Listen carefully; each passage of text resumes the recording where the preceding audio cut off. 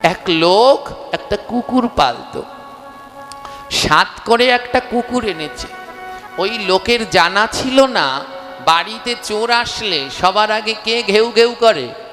কুকুর ঘেউ ঘেউ করে। ওই লোক জানে না যে চোর আসলে কুকুর ঘেউ ঘেউ করে। ওই লোকটা বড় সাত করে একটা কুকুর আনলেন। এবার রাত্রবেলায় ঘুমাচ্ছে, কুকুরটাকে সঙ্গে নিয়ে ঘুমাচ্ছে।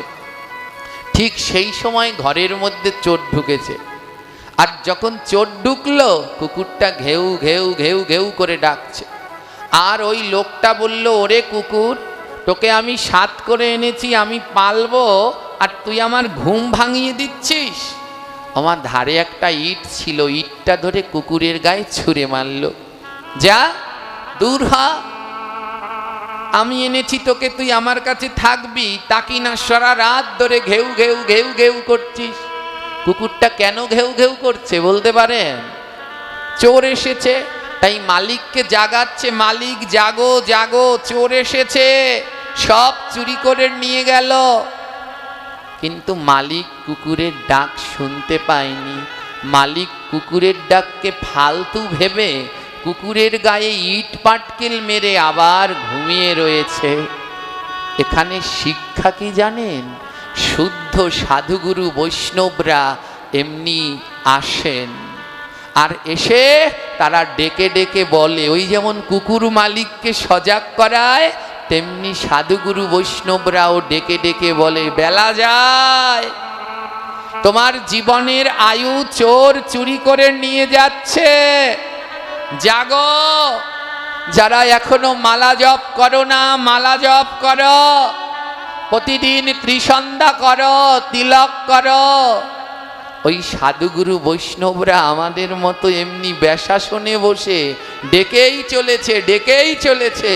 কিন্তু আপনাদের মতো ওই আসনে যারা আছে, আমার মতো যারা ওখানে বসে আছেন, তারা সেই ডাক শুনতে পেলাম না। আর সেদিন যেমন ওই কুকুরের ডাক মালিক শুনলেন না, চোর চুরি করে নিল, আমাদের তাও চুরি হচ্ছে। বলে আমাদের কি চুরি হচ্ছে? জীবনের আয়ু চুরি হচ্ছে, আমাদের সময় কমে যাচ্ছে। তাই সময় থাকতে থাকতে সাধু সঙ্গ করুন। সাধু সঙ্গ ছাড়া উদ্ধার হওয়া যায় না। তাই মহাজন বললেন, সাধু সঙ্গ, সাধু সঙ্গ করো আমার সাধু সঙ্গ, সাধু সঙ্গ করো আমার মন। সময় থাকতে ধরো একবার ভক্তের চরণ। সময় থাকতে হরি বল, হরি বল। ভক্তের চরণ। তোমরা সময় থাকতে ধরো একবার ভক্তের চরণ। তোমরা সময় থাকতে গৌর হরি, বেলা বয়ে যায়, তাই সাধু সঙ্গ করে না। ও সাধু সঙ্গ, সাধু সঙ্গ করো আমার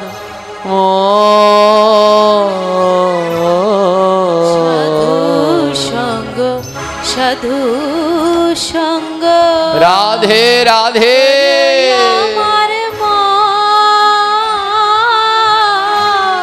ভক্তের সাথে করো একবার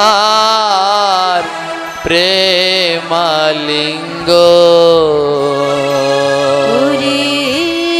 ভক্তের সাথে করো একবার প্রেমালিঙ্গ। তোমরা ভক্তের সাথে করো একবার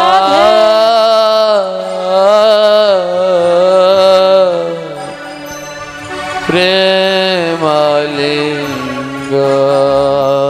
তোমরা ভক্তের সাথে করো একবার প্রেমালিঙ্গ। ও সাধু সঙ্গ, সাধু সঙ্গ করো আমার ও মন। সাধু সঙ্গ, সাধু সঙ্গ করো আমার মন। আর দুই নয়নের জলে ধোয়া ভক্তের চরণ। আর দুই নয়নের রাধে ভক্তের চরণ। আর দুই নয়নের জলে ধোয়া ভক্তের চরণ। আর দুই নয়নের জলে ধোয়া ভক্তের চরণ। সাধু সঙ্গ, সাধু সঙ্গ করো আমার মন। ওরে সাধু সঙ্গ, সাধু সঙ্গ করো আমার মন। অমন সাধু সঙ্গ করো। বলে সাধু সঙ্গ করলে কি হয়? বড় দুঃখ হয়, যন্ত্রণা হয়, কষ্ট হয়।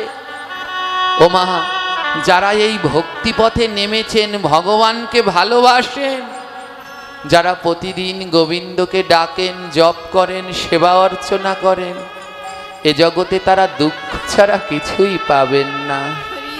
উদ্ধব জিজ্ঞেস করল, গোবিন্দ তোমাকে পাওয়ার লক্ষণ কি? আকাশে মেঘের লক্ষণ দেখলে বোঝা যায় বৃষ্টি হবে, প্রচুর গরম পড়লে বোঝা যায় ঝড় হবে। ও গোবিন্দ, কোন লক্ষণ দেখলে বোঝা যায় তোমায় পাওয়া যাবে? গোবিন্দ বলল, উদ্ধব আমাকে পাওয়ার প্রথম লক্ষণ আমি ভক্তকে কাঙাল বানাই। ওমা, কাঙাল না হলে গোবিন্দ পাওয়া যায় না। যে জন্ম থেকেই কাঙাল, ঘরে চাল নেই, বৃষ্টি হলে জল পড়ে, যাকে গোবিন্দ জন্ম থেকে কাঙাল করেছেন সে বড় ভাগ্যবান, গোবিন্দ পাবেন। আর যাকে অনেক ধন দিয়েছেন, টাকা পয়সা দিয়েছে, তাকে কাঙাল হতে হবে। তার প্রমাণ লালাবাবু আর জগৎ শেঠ। কোটি কোটি টাকা ছিল, সমস্ত কিছু ত্যাগ করে দুই হাত তুলে নিতাই গৌর বলে কাঙাল হয়ে রওনা দিয়েছে। তাই কাঙাল না হলে গোবিন্দ পাওয়া যায় না। উদ্ধব বললেন, ওমা তাই মিলাবেন? যারা ভগবানকে ডাকেন তাদের 2 তলা বিল্ডিং হয় না, তাদের ওই ভাঙা ঘর ভাঙাই থাকে। প্রভু তোমাকে পাওয়ার দ্বিতীয় লক্ষণ কি? প্রিয় মানুষগুলোকে কেড়ে নিয়ে যাই। যারা ভগবানকে ভালোবাসেন তাদের প্রিয় মানুষগুলো গোবিন্দ কেড়ে নেয়। কারো মা বাবা কেড়ে নিয়ে যাচ্ছে, কারো সন্তান কেড়ে নিয়ে যাচ্ছে, কারো অল্প বয়সে মায়েদের স্বামী কেড়ে নিয়ে যাচ্ছে। রাধারানী বললেন, তুমি এই কেড়ে নিয়ে কি লাভ পাও? ভগবান বললে, কেন? ওই প্রিয় মানুষগুলোকে ওরা যত ভালোবাসতো, তাই প্রিয় মানুষগুলোকে কেড়ে নেই। ওই প্রিয় মানুষের ভালোবাসাটা ওরা যেন আমায় বাসে। হরি বল, হরি বল। আর ওই প্রিয় মানুষটাকে আমি কেড়ে নেই, ওদের দুঃখ দেই, যন্ত্রণা দেই, যেন ওদের নয়নে জল ঝরে। গোবিন্দ উদ্ধব জিজ্ঞেস করলেন, তোমাকে পাওয়ার তৃতীয় লক্ষণ? ভগবান বললেন, দেহের মধ্যে এক গাদা রোগ ব্যাধি দিয়ে দেই। ওমা, যারা ভগবানকে ভালোবাসে তাদের রোগ ব্যাধির শেষ নেই। বৃন্দাবনে প্রেমানন্দ বাবা দরকার ছিল তার দুটো কিডনি নষ্ট করে দেয়া। মায়াপুরে জয় পতাকা স্বামী মহারাজজি, যারা জানেন সবাই তার জন্য প্রার্থনা করবেন, জপ করবেন। তার গলার মধ্যে এখন খুবই অসুস্থ তিনি, শ্বাসনালী গলায় দিয়ে তাকে শ্বাস দেয়া হচ্ছে। কেন গোবিন্দ এই রোগ ব্যাধি দিল? বলে, এটা রোগ ব্যাধি নয়, এটা গোবিন্দকে পাওয়ার লক্ষণ। বলে, এই দেহটা যত যন্ত্রণা পাবে তত কৃষ্ণ কৃষ্ণ বলে নয়নে জল ঝরবে, আর যত কৃষ্ণ বলে নয়নে জল ঝরবে আমার গোবিন্দ তত আগিয়ে আসবে।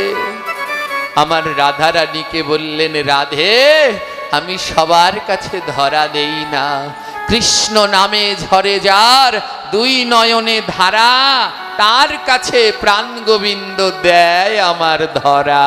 রাধে রাধে। যে কৃষ্ণ নামে দুই নয়নে যার ধারা বয়, তার কাছে ধরা দেয়, সবার কাছে নয়। জয় নিতাই। আসুন মা, এক পরম ভক্তের কথা শ্রবণ করি। এ জগতে ভগবানকে পেতে হলে কি দরকার? পুরাকালে এক পরম কৃষ্ণ ভক্ত ছিলেন। এই কৃষ্ণ ভক্তের নাম নারায়ণ দাস, আর ওনার সহধর্মিণী সুশীলা। দুজনে প্রথম জীবনে ভক্ত ছিলেন না। তার সহধর্মিণী সুশীলা ভক্ত ছিল।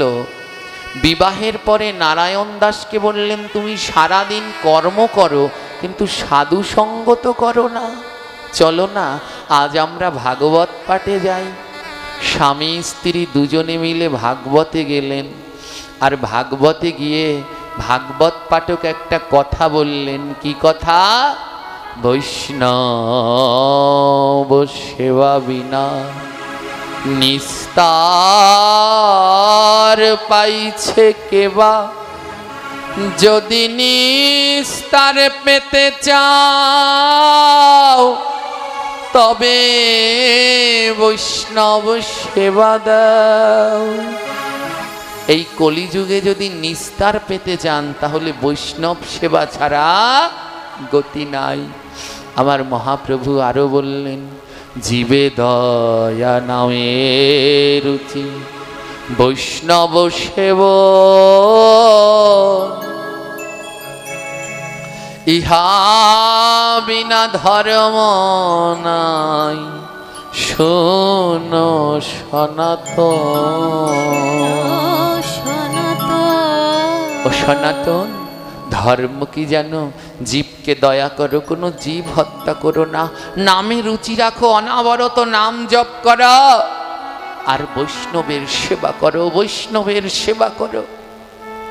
এই কথা শুনে নারায়ণ দাস কান্না করছে। তার সহধর্মিণী সুশীলা বলল, স্বামী কাঁদছো কেন? নারায়ণ দাস বলল, দেখো, সারা জীবন অর্থ রোজগার করেছি আর নিজে খেয়েছি, কিন্তু সাধুর সেবায় লাগাইনি, ভক্তের সেবায় লাগাইনি। আমার বেলা চলে যায় কিন্তু আমার ভক্ত সেবা হয় নাই। সহধর্মিণী সুশীলা বলছে, স্বামী, তাহলে আজ কাল থেকে আমরা একটা কাজ করব। বলে, কি কাজ? কাল থেকে আমরা প্রতিদিন বৈষ্ণব সেবা দেব, একদিনও বাদ দেব না, প্রতিদিন দেব। তুমি ওই কাজ করে ভিক্ষা করে যা পাবে আমি রান্না করে ভোগ লাগাবো, আর 3 রাস্তার মাথায় গিয়ে দাঁড়াবে। যখন কোনো ভক্ত পাবে তাদের চরণ দুটো জড়িয়ে ধরে বলবে, ওগো ভক্ত, একবার কৃপা করে মোর গৃহে চলো। যদি তুমি মোর গৃহে না যাও, গৃহ যে অশুদ্ধ হয়ে যায়। এমনি করে প্রতিদিন তারা বৈষ্ণব সেবা দেয়। ওমা, গোবিন্দকে পাওয়ার কয়টা লক্ষণ মনে আছে? কয়টা? 3টা। প্রথমটা কি? কাঙাল বানায়। প্রতিদিন বৈষ্ণব সেবা দিতে দিতে ওনারা কাঙাল হয়ে গেছেন, টাকা পয়সা এখন আর নেই।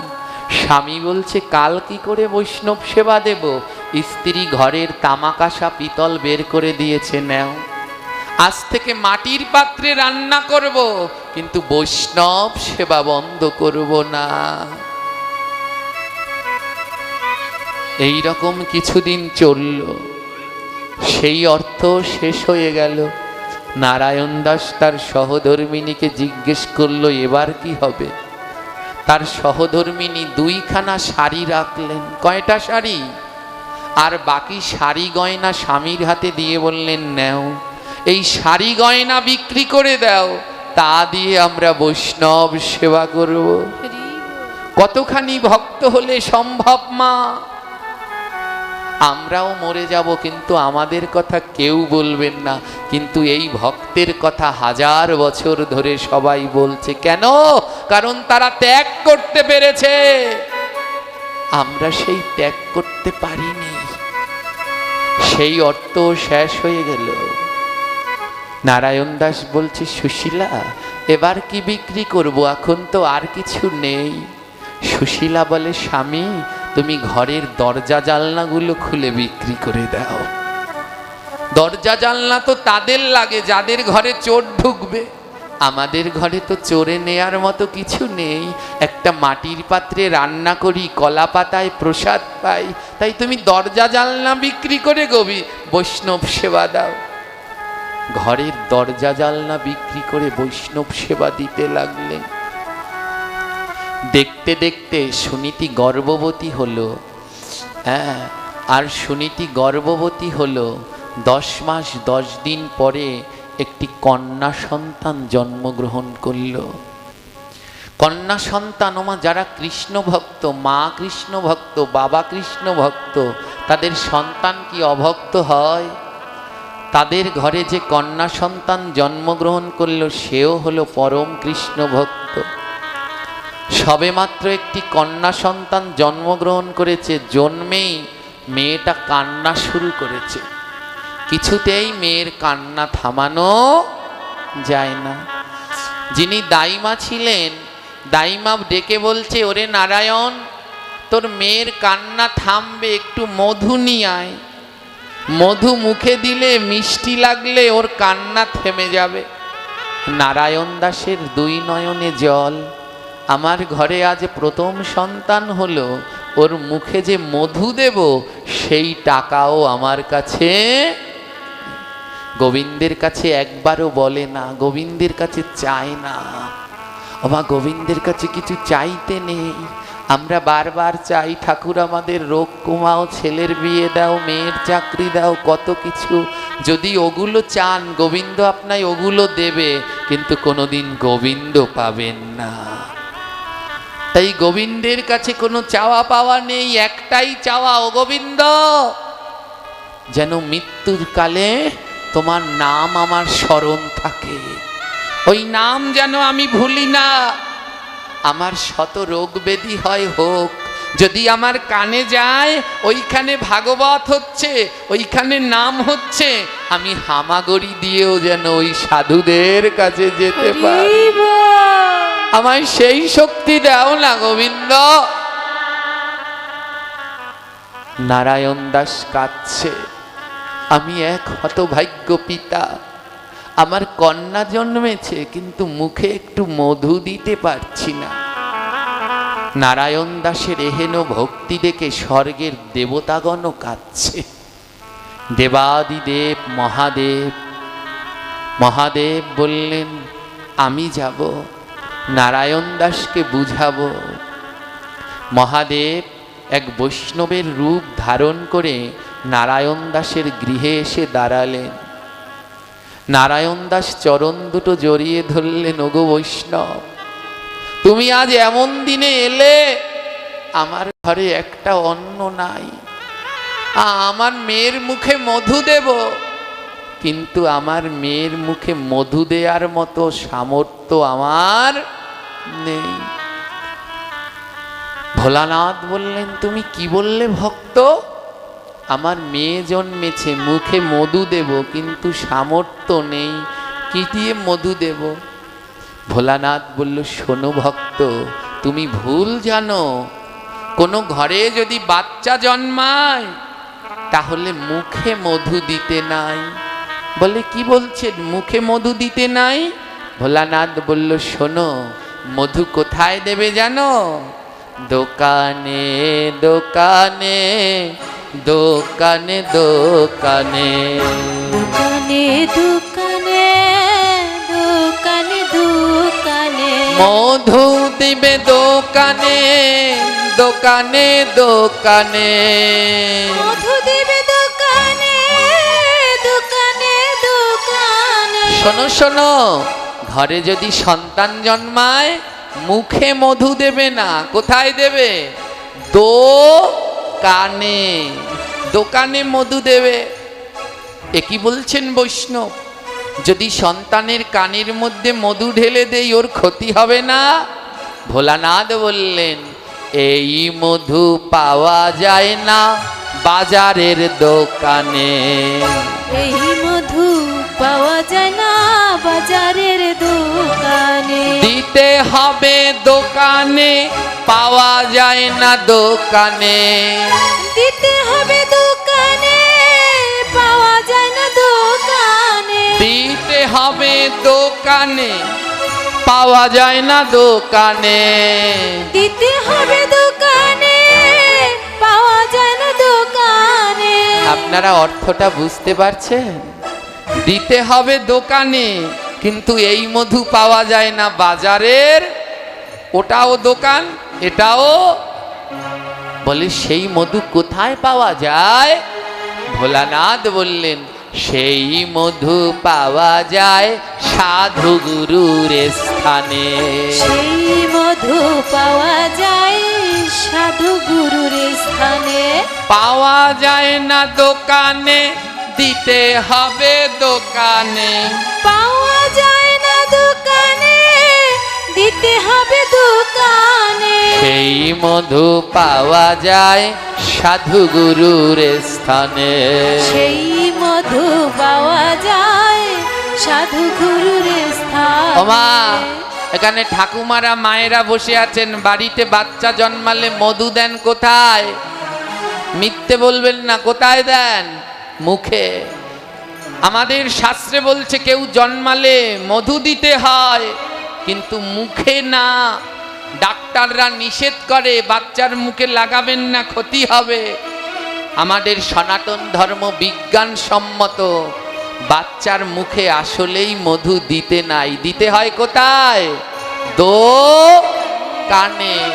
তবে কোন মধু? ওই যে কিনতে পাওয়া যায় ডাবল হানি, ওই মধু। সেই মধুটার নাম জানেন?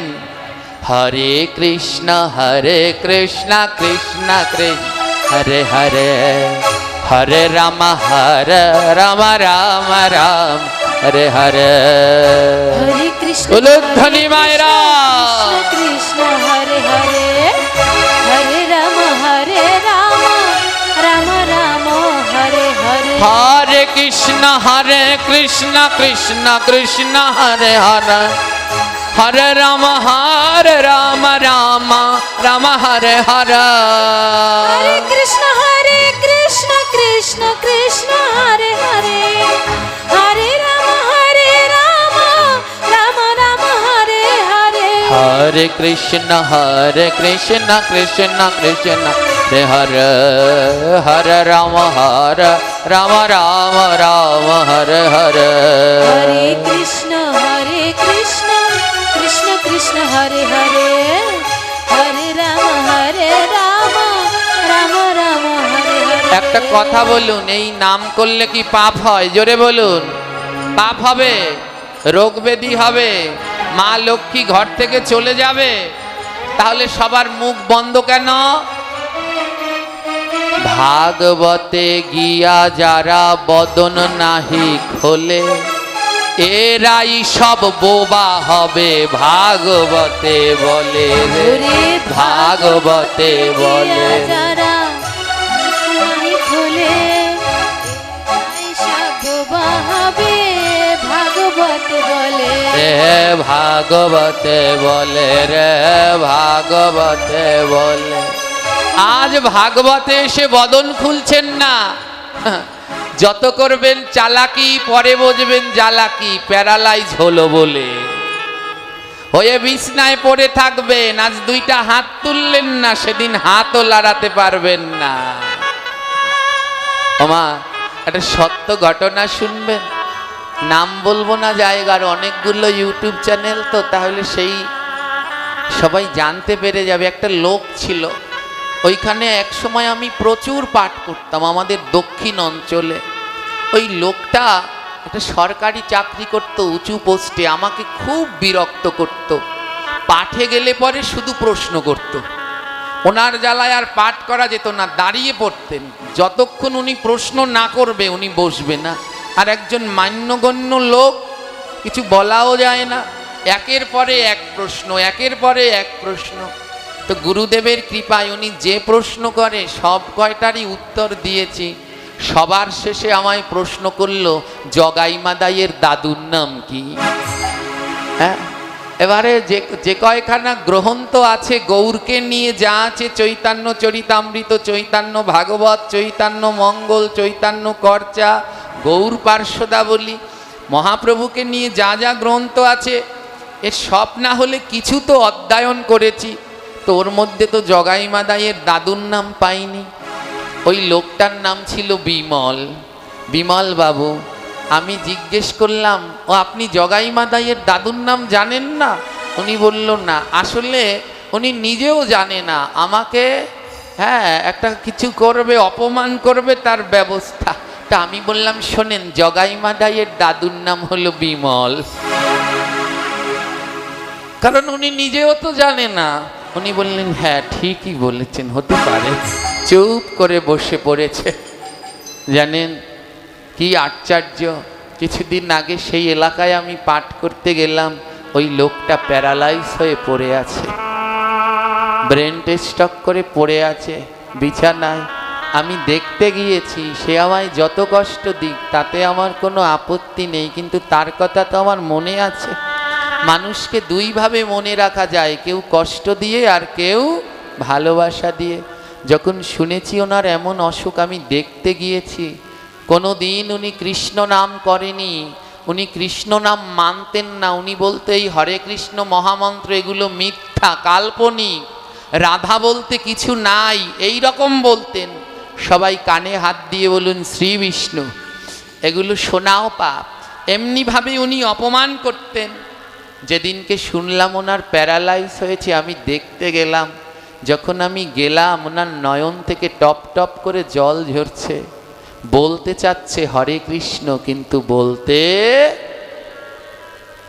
এই অবস্থায় একদিন আমাদেরও হবে।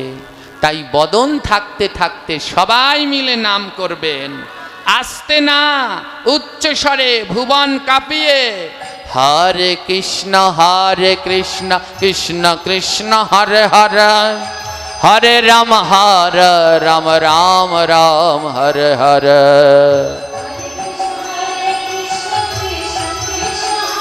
রাধে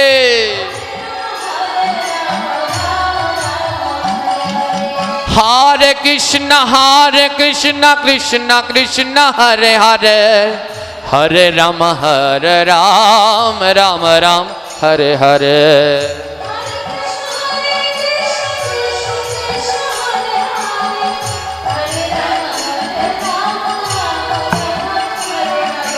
हरे कृष्ण कृष्ण कृष्ण हरे हरे, हरे राम राम राम हरे हरे। করতালি আরো জোরে, বাবারা পিছনের দিকে সবাই। হরে কৃষ্ণ কৃষ্ণ কৃষ্ণ হরে হরে, হরে রাম রাম রাম হরে হরে।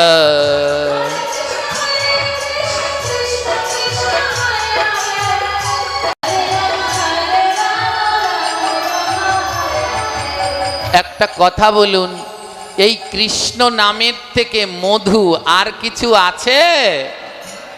তাহলে বাচ্চা জন্মালে কি দিতে হবে, মুখে মধু না কানে মধু? জোরে বলো, কোন মধু? দোকানের মধু? কোনো বাচ্চা জন্মালে দাদু ঠাকুমা বয়স্ক বাড়ির আশেপাশে যারা সাধুগুরু বৈষ্ণব আছে তাদেরকে ডেকে এনে কানে কৃষ্ণ নাম দিন, ওই হলো মধু। কৃষ্ণ নাম শুনে ওর জীবনের শুরু হোক, আর এক পরম ভক্তে পরিণত হয়ে যায়।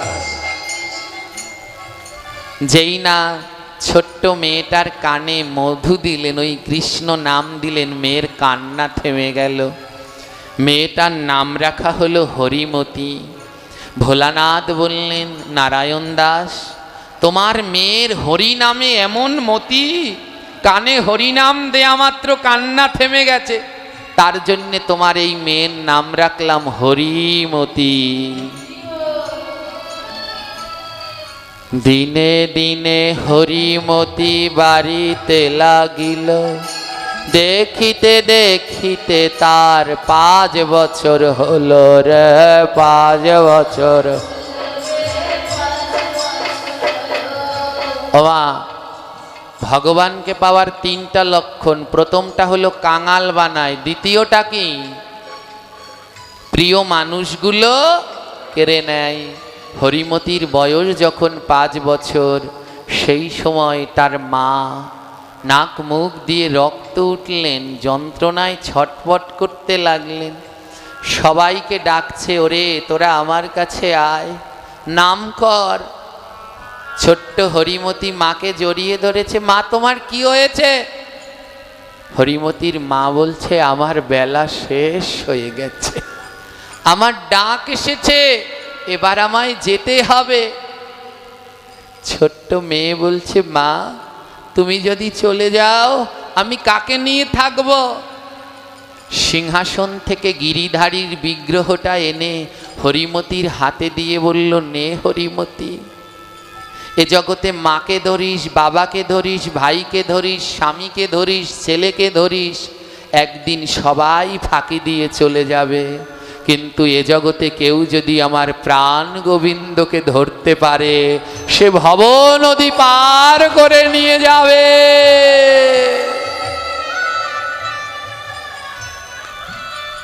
মা মেয়েকে বলল, মারে আজ থেকে এই ভগবানের সেবা করিস, এই গিরিধারীকে ধরে তোর বাকি জীবনটা কাটিয়ে দিস। সেই দিন থেকে ছোট্ট হরিমতি গিরিধারীর সেবা করে। আহা, গিরিধারীর সেবায় কি তার মন! যখন গিরিধারীর সেবা দেয় আর গিরিধারীর কাছে গিয়ে যখন নাম করে, তখন 2 নয়নে অনাবরত জল ঝরে। ভগবান নামে নামি, নামে নামি, গোবিন্দকে যদি নামাতে চান তাহলে নাম ছাড়া আর বিকল্প নাই। তাই নির্মল মনে নাম করে। গিরিধারীর কাছে গিয়ে হরিমতি বলে, হোগো গিরিধারী, তোমায় তো আমি কিছু দিতে পারবো না, তবে বদন ভরে নাম শোনাতে পারবো। গিরিধারীর কাছে গিয়ে নাম করে, হরে কৃষ্ণ হরে কৃষ্ণ কৃষ্ণ কৃষ্ণ হরে হরে, হরে রাম হরে রাম রাম রাম হরে হরে, হরে। সবাই মিলে বদন খুলে নাম, এই নাম ছাড়া কলিযুগে উদ্ধার হতে পারবেন না। রাধে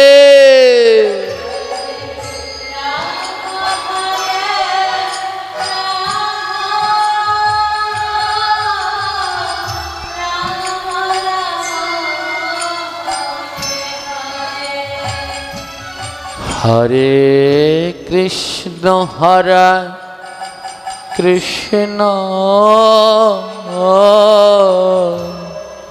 কৃষ্ণ কৃষ্ণ হরে হরে হরে রাম হরে রাম রাম রাম হরে হরে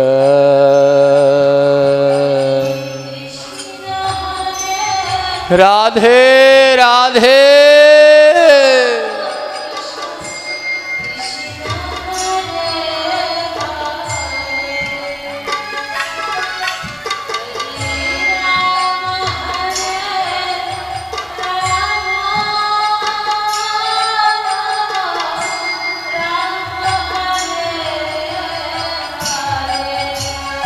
এক পাশে দাঁড়িয়ে বৈষ্ণব কবি জিজ্ঞেস করলেন, ওগো ভক্ত, এই নাম করলে কি হয়? ভক্ত বললেন, এই নাম করলে গোবিন্দ পাওয়া যায়। বৈষ্ণব জিজ্ঞেস করলেন, ভক্ত আমি তো নাম করি, কই আজও তো গোবিন্দ আমার কাছে ধরা দিল না। ভক্ত বললেন, শোনো বৈষ্ণব, গোবিন্দ সেই দিন ধরা দেবে যেদিন তোমার নয়নে কৃষ্ণ নামের ধারা বইবে। তাই বদনে নাম করো আর দুই নয়নের জলে ভেসে যাও। নয়নের জল দিয়ে বদন ভরে বলো,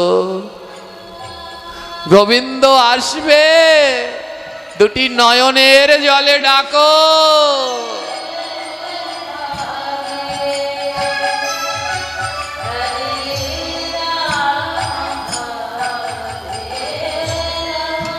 রাধে রাধে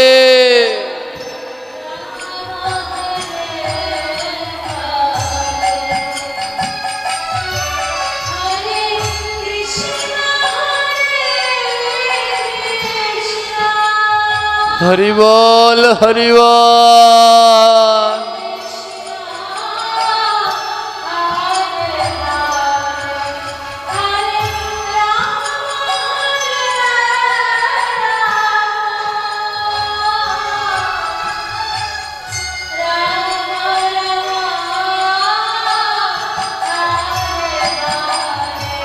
এক পাশে দাঁড়িয়ে বৈষ্ণব বললেন, ওগো ভক্ত, তুমি বলেছ নয়নের জলে নাম করলে কৃষ্ণ পাওয়া যায়, কিন্তু আমি নাম করি নয়নে তো জল ঝরে না, আমার কি কৃষ্ণ পাওয়া হবে না? ওগো বৈষ্ণব বলো না, কি করলে কৃষ্ণ নামে নয়নে জল ঝরে? বৈষ্ণব কবি বললেন, শোনো ভক্ত, কৃষ্ণ নামে সবার নয়নে জল ঝরে না। যারা বদনে নাম করে আর দুই বাহু দিয়ে ভক্তের সাথে প্রেমালিঙ্গন করে, তাদের নয়নে কৃষ্ণ নামে জল ঝরে। তাই বদনে নাম করো আর দুই বাহু দিয়ে ভক্তের সাথে প্রেমালিঙ্গন করো।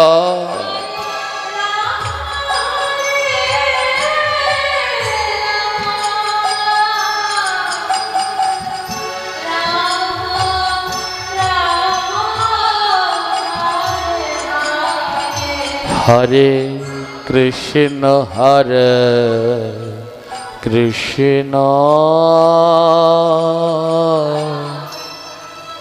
কৃষ্ণ কৃষ্ণ হরে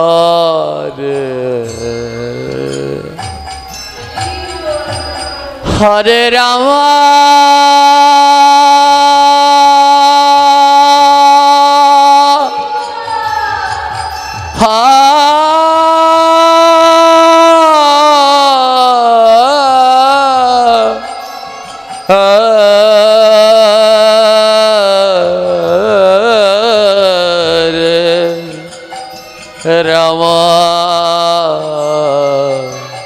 রাম রাম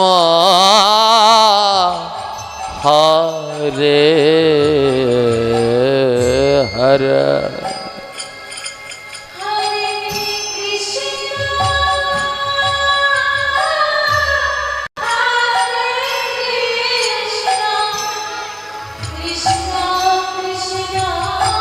রাধে রাধে।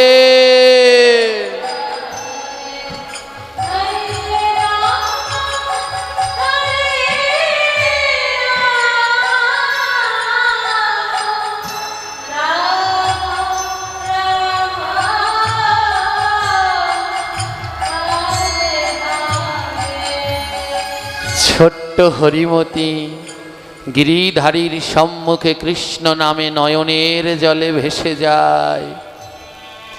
দেখতে দেখতে হরিমতির বয়স 8 বছর হলো। তৎকালীন সময়ে কোনো মেয়ের 8 বছর বয়স মানে অনেক।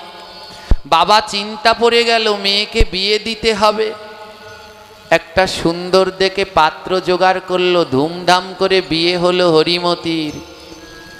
লাল পাড়ে শাড়ি, সিথিজোড়া সিঁদুর, নতুন শাখা, বিয়ে হলো। যখন বরণ করে ঘরে উঠবে ঠিক সেই সময় হরিমতির স্বামীর নাক মুখ থেকে রক্ত বেরোতে লাগলো, আর ছটফট করে স্বামী মারা গেল। আর হরিমতির সংসার করা হলো না। কৃষ্ণ ভক্তদের সুখ হয় না, তারা সারা জীবন কাঁদে। সবাই মিলে হরিমতির লাল শাড়ি খুলে থান পরিয়ে দিল, সাদা কাপড়, শাখা সিঁদুর মুছে দিল।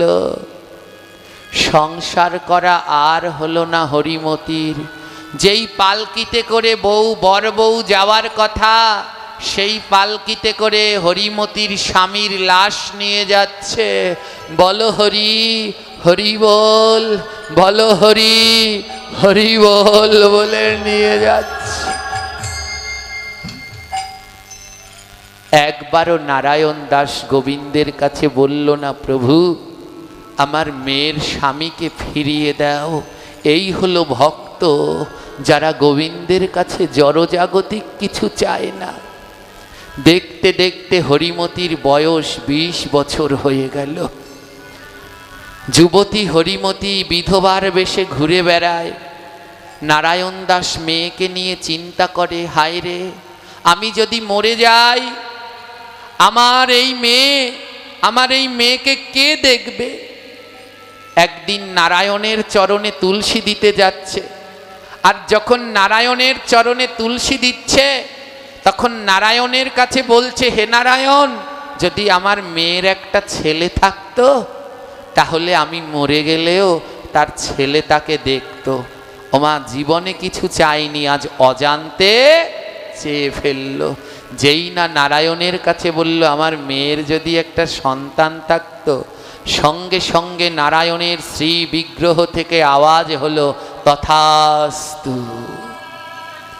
ওগো নারায়ণ দাস, তোমার কন্যার সন্তান হবে। এই কথা শুনে নারায়ণ দাসের আনন্দ ধরে না, কিন্তু সেই আনন্দ নিমিষময় ছিল। আমার স্বামী মারা গেছে কয় বছর বয়সে? 8 বছর। এখন তার বয়স কত? 20 বছর। 21 বছর 20 বছর বয়স। দীর্ঘদিন হলো স্বামী মারা গেছে, তারপরে যদি কারো সন্তান হয় সেই নারীকে কি বলবে? কুলোটা অসতী। নারায়ণ দাস হাত জোর করে গোবিন্দের কাছে বলল, গোবিন্দ, এ আমি কি চাইলাম? আমার মেয়ের স্বামী তো অনেক আগে মারা গেছে, যদি এখন আমার মেয়ের বাচ্চা হয় আমার মেয়েকে সবাই অসতী বলবে, তুমি তোমার বর ফিরিয়ে নাও। গোবিন্দ বলল, পারবো না। আমি যখন বলেছি তোমার মেয়ের গর্ভে সন্তান হবে। নারায়ণ দাস বলে, তাহলে আরেকটা বর দেবে প্রভু? জীবনে তো কিছু চাইনি, আরেকটা দেবে? গোবিন্দ বলল, কি? বলে, এইক্ষণে যেন তোমার চরণে আমার মৃত্যু হয়। সঙ্গে সঙ্গে হরিমতির পিতা নারায়ণ দাস ওই গিরিধারীর চরণে লুটিয়ে পড়ে মৃত্যুবরণ করলেন। মাকে হারালেন, বাবাকে হারালেন, স্বামীকে হারালেন, দুঃখিনী হরিমতি কৃষ্ণ নামেই রয়ে গেলেন। হঠাৎ গিরিধারী থেকে একটি আলো এসে হরিমতির গর্ভে প্রবেশ করল। ওমা ভগবানেরই এক অংশ হরিমতির গর্ভে প্রবেশ করল। দেখতে দেখতে দিন যায়, হরিমতির গর্ভ বাড়ে। পাড়া প্রতিবেশীরা সবাই মিলে হরিমতিকে ডেকেছে, সত্যি করে বল, তুই কার সাথে খারাপ কাজ করেছিস? এই তোর গর্ভে সন্তান কার? হরিমতি বলে, আমি কোনো খারাপ কাজ করিনি, আমি নিজেও জানি না আমার গর্ভের এই সন্তানটি কার। ওমা, এই সন্তান কোথা থেকে এসেছে? স্বয়ং ভগবানের অংশ। গ্রামবাসীরা সবাই বলল, তুই অসতী, তাই তোকে এক ঘরে করা হবে। হরিমতিকে সবাই মিলে এক ঘরে করে দিল। 10 মাস 10 দিন পরে হরিমতি একটি পুত্র সন্তান জন্ম দিল। সন্তানের নাম রাখল হরিদাস। কারো বাড়িতে যায় না, বন থেকে শাক পাতা লতা কচু তুলে এনে সেগুলো সিদ্ধ করে গোবিন্দকে দিয়ে পায়। দেখতে দেখতে ছোট্ট হরিদাসের বয়স হলো 7 বছর।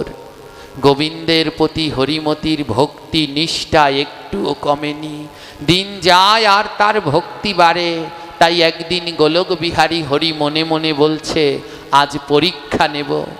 ওগো হরিমতি, তোমার বাবা মা বৈষ্ণব সেবায় বড় পারদর্শী ছিল, আজ তোমার পরীক্ষা নেব, দেখি তুমি কেমন বৈষ্ণব সেবা দিতে জানো।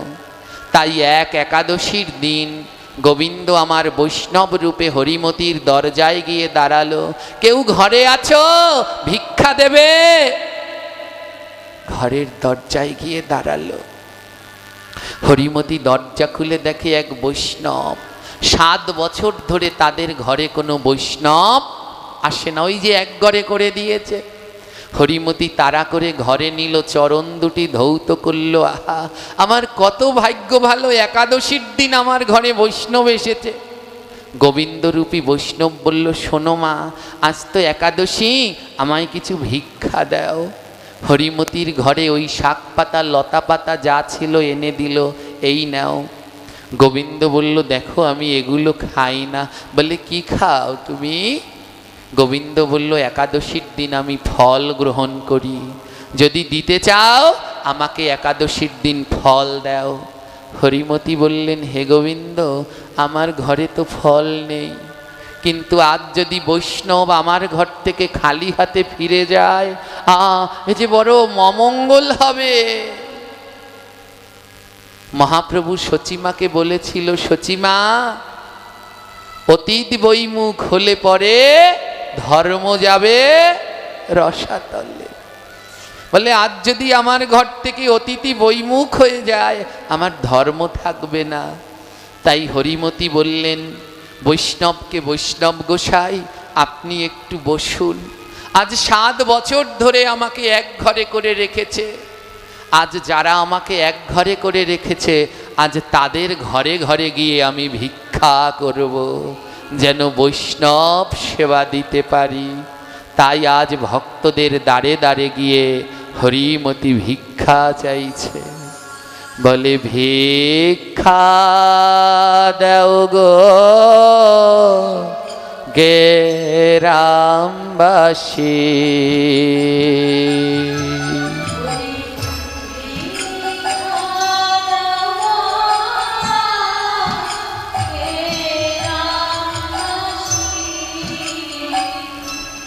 বলে ঘরে বৈষ্ণব উপবাসী,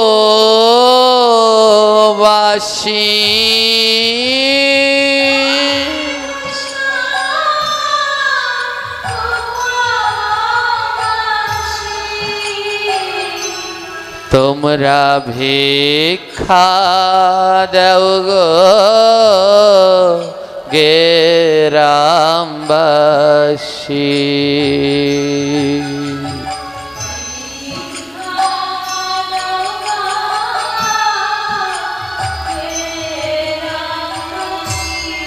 ওমা, যেই ঘরে গিয়ে দাঁড়ায় আর ঘাড় ধাক্কা দিয়ে হরিমতিকে বের করে দেয়, বেরিয়ে যা, তুই অসতী। কেউ হরিমতিকে ভিক্ষা দেয় না। ভক্তের চরণ দুটি জড়িয়ে ধরে হরিমতি বলে, আমায় চরণ ধুলি ভিক্ষা দাও গো।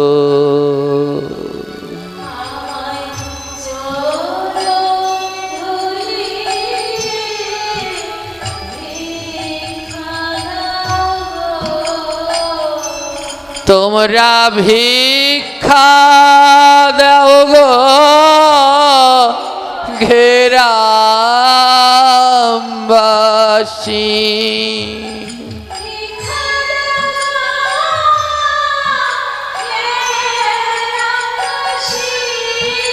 আমার ঘরে বৈষ্ণব উপবাসী।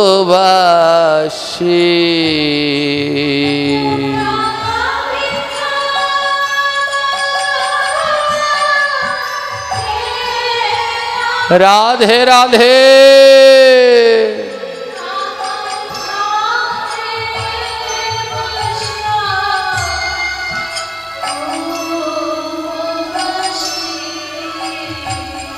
সমস্ত গ্রামে গ্রামে ঘুরল হরিমতি, কিন্তু কেউ ভিক্ষা দিল না। খালি হাতে ফিরে এলেন। বৈষ্ণব রূপে গোবিন্দ জিজ্ঞেস করছে, মা এনেছো ফল এনেছো? একাদশীর দিন আমি ফল সেবা করব। যদি বড় দিতে না পারো একটা ছোট ফল অন্তত আমায় দাও।